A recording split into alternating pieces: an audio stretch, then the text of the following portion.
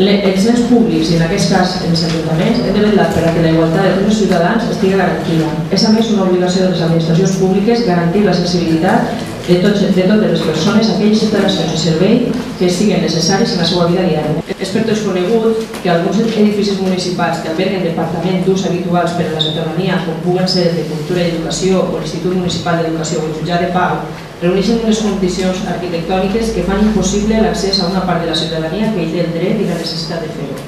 En el ple del passat mes d'octubre vam presentar ja un prec en aquest sentit, que aprofitem per recordar-los ara que s'acosta la programació d'exposicions de festes. Ara, coneixedors de la modificació de l'ús d'un edifici municipal que porta amb un elevador, tenim l'oportunitat de fer-ho. Per això, atenent a l'obligació d'aquest Ajuntament de servir a tota la ciutadania en igualtat, fem el següent prec.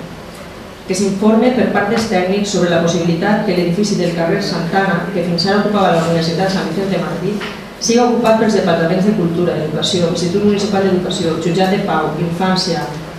UCA, Joventut i Esport, a fi que aquests serveis siguin accessibles a tota la ciutadania tal com obliga la llei. Que en cas que l'informe siga favorable, siguin traslladats allí el més pronto possible. En cas d'informe negatiu o de negativa a fer ús d'aquest edifici per a aquests serveis per part de l'equip de govern, es valora la possibilitat de redistribuir els departaments que ocupen l'edifici principal de l'Ajuntament al que actualment allotja els departaments abans esmentats, per tal de traslladar al segon, José María Morante, els departaments que no fan atenció ciutadana i ubicar els relacionats amb l'atenció al públic en l'edifici principal dotat de l'elevador per tal que els serveis municipals siguin accessibles a tots els ciutadans que els necessiten.